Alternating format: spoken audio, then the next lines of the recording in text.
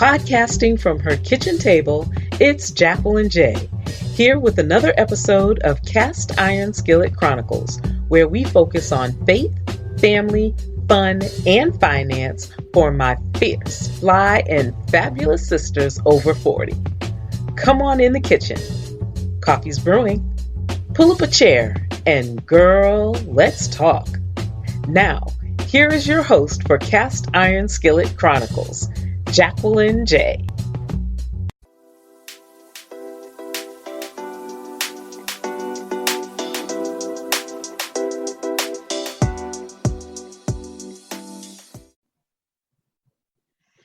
Hey, thank you so very much for coming back into the kitchen. Today, Julia Royston is joining me in the kitchen, and we just gonna talk about girl talk. We just gonna talk about stuff, just what's going on with us over 40 and what we're doing. Walking in your gift, girl, queen.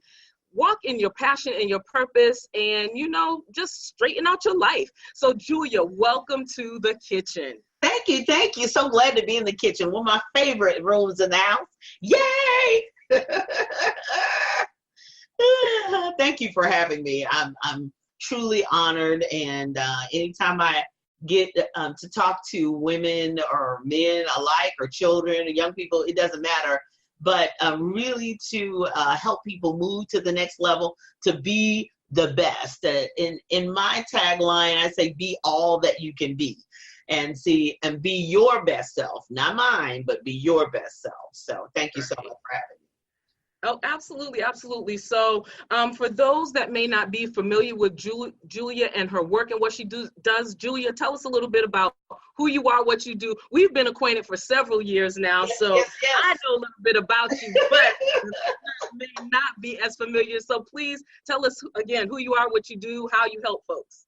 Well, so again, my name is Julia Royston. I own two publishing companies, BK Royston Publishing and Royal Media and Publishing. And I am the facilitator and organizer and the coordinator of the author community, the Book Business Bosses. So I help people produce products and services for their message, for their ministry, and for their business. So my primary product, of course, is books, ebooks, audiobooks, paperback books, whatever related to books. That's always number one. But we've expanded to other products and services that we help businesses do, as well as marketing and promotional efforts, which, as you know, in every business is always major and key. And with books, that is even more important. So I really help people get their message to the masses and turn their words into wealth, and help them be book business bosses or business bosses, period. So if I can help, reach out. Excellent. Thank you so very much. So let's go ahead and talk about this thing. So we were talking a little bit earlier, and one of the topics that kind of came up as we were speaking a little bit earlier had to do with gifting, or finding your gift, or using your gift. Talk to me a little bit about that. What's going on? Well, I have always been a gifted person as a child. I started singing when I was 8 years old, and I kind of sang my first solo at 9. So people who've known me like all of my life, like family members and all that, know me, number one, as a singer. So I've always sung, always been musically inclined, but I learned my gift early. I had two parents who recognized my gift and fed it, just like, you just feed it, they fed it. They made sure that I was at all the music events at my church and school. I played in the marching band. I played in the elementary school band, the middle school band, college band. I was in it because they recognized my gift early. Now, the benefits of that is that, I was able to develop my gift, and because I had other like health issues when I was a child, that was my self-esteem builder. I didn't care nothing about anything else. You give me a microphone, I could sing you under the table. So I had so that whole thing about she got little round glasses and she's a little fat girl, that did not matter, because I just looked at you with an attitude, because I had a strength. I had a gift. I didn't have that whole low self-esteem issue because my parents had built me up as the greatest whatever, the best this, we're going to be the better this and whatever. So, but I'm finding that after teaching 22 years, being an educator, every child doesn't have that. Right. There's sometimes their parents are living vicariously through them again, and they're into the arts and they're trying to make him an NFL player. I'm like, dude, you can't look at the child and say he doesn't even want to do that. So, realizing that everybody does have a gift. It may not be the same one. It could be the same one. But when you do what you do, that you were called and put on this earth to do, there's nothing like it. I mean, it doesn't matter how many other people can sing. It doesn't matter when you do it, it sets it apart. It doesn't matter how many other people can speak. When you do it, it sets it apart. So I believe that everybody has been given an inward gift. Recognizing that, fueling that, feeding that, developing that, getting the criticism for it so that it can be better will help you on your path. And this is my adage. This is just me. I believe a gifted person will never be broke a day in their life. Now I'm going to say that again. I believe a gifted person walking in their gift and purpose will never be broke a day in your life. Yeah, you may have some low days. You may need, to save some money and maybe take an extra job. But otherwise, if you're really walking in your gift and doing your thing like you should do your thing in excellence, somebody's going to pay you for it. Somebody's going to hire you to do it. If not, you're going to establish your own business to do it. So being gifted, recognizing what that gift is. And I find people all the time who just say, oh, that's just something I do. Do you charge for it? Well, no. Do you realize you're leaving money on the table? Well, no, I didn't think about that. You didn't think about it. Because a lot of people have gifts, natural abilities that they do. And so I've written a kind of a gifted series. I wrote with my own two hands for little boys. And then Jackie's Gift, which is a children's book, kind of a tribute to myself as a young singer. It's a little girl who can sing, and her family says, yeah, you sang good. You should be in the school talent show. And then I've written a teen version of my adult version, The Gifted.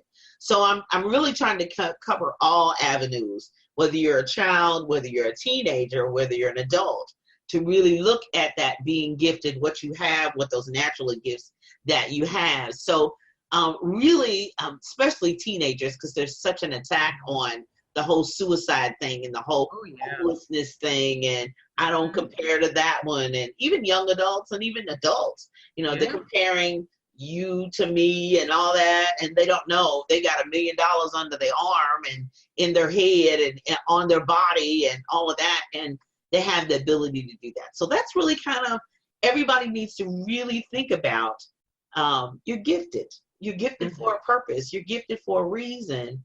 And sometimes your gift is to attract to the next thing.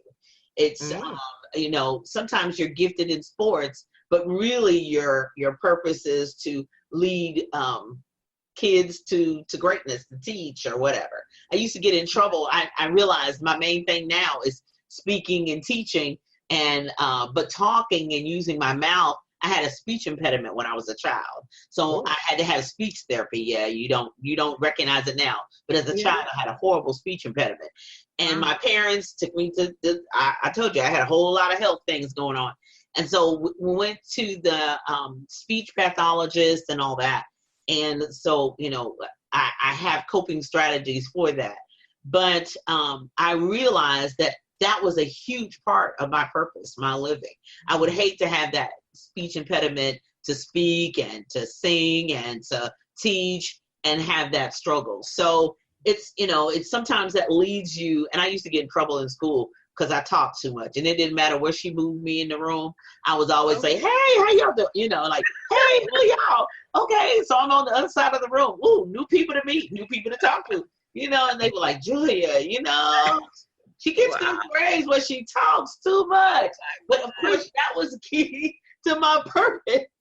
Right. So in saying that, In saying that, how would you address, or what do you say to our other sisters that may be of a certain age? I'm speaking of our sisters over 40 that either maybe don't know what their gift is or feel like because they are of a certain age that, you know, their gift has passed them by or it's too late for them to walk in their gift or to find their gift. What would you say? Baby, as long as you breathing.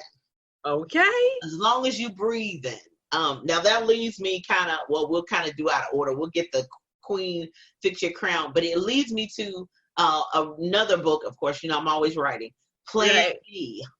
Being a teacher and the educational system has really jacked a lot of people up as far as concerned, and they realize they've been misenfranchised, and they're like, "This is not really what I was supposed to be doing. I need to go back to my Plan B." And I know life happens, and you make those decisions on the short-term decisions that are not necessarily frivolous. They're important. Somebody dies, a parent gets sick, you got a sick child, you got a sick spouse, something happens, and you just got to say, okay, that dream thing over there, I got to put that on the side. That's a real place. And I don't criticize anyone, no one, because I've had to do some similar shifts and changes in your life. But I believe that thing is not dead. As long as you're alive, that gift is not dead. And I think sometimes it's the timing of it. You may be interrupted. It may be delayed, as we often say, but it's not denied. It's still down in there. That's that thing you do when everybody's asleep and you get up an hour early and you're painting or you're writing or you're drawing or you're knitting, or that thing that relaxes you, that's a part of your gifting. Sure, you got bills to pay, you got groceries to cook, and you got a house to clean and laundry to fold, and I do the same thing. I write, work on my business and record, then I fold a load of laundry, we all have that. But there is the timing of it too. Right. So even though you're over 40, I think you're probably more wise and more focused, older. I know when I was in college, when we would see the older ladies, you know, we thought it was old. We was in our 20s. Right. Probably wasn't but about 50. Exactly. But we thought, ooh, they old. But when the older ladies talking about, well, I'm just a grandmother, 80 years old, and I thought I would keep my mind sharp. All of us would go, oh, Lord, she getting ready to blow the curve. You know, because they would get 98, 100 on the test, and they would blow. We wouldn't have no room for error, because when we saw them, we knew that they were focused and driven. I don't care if they were just auditing the class. They gave it 100%. So maybe when you're 40 and over, that's when you can give yourself all to it and not half in, half out, these pressures, these issues. So going back, get that notebook out. Get that vision board out. Just hide in your closet, in the back of the closet, and say, all right, so what do I love? I'm at the point where I'm almost time for retirement. I've got like 5 years to go. I got, you know, what I call it, the 3 to 5 year, go hard in the paint plan. Yeah. What would you really like to spend your life doing? When you got a pension check and a 401k and all that, you got all that on lock, your house is paid for. And you don't have that benefit and that luxury until y'all older. So the young folks don't have that luxury. You do. Thank the Lord. So what do you really want to spend your life doing? Now, I saw what I'm doing now at 8 years old. You can imagine. A lot happened when I was 8. But when I was 8 years old, I saw it. I used to, like kids, little girls was playing with dolls and all that. I was imagining businesses. I had corporate sponsors. I was singing. I had a choir. I had a bus. They flew us. They drove us.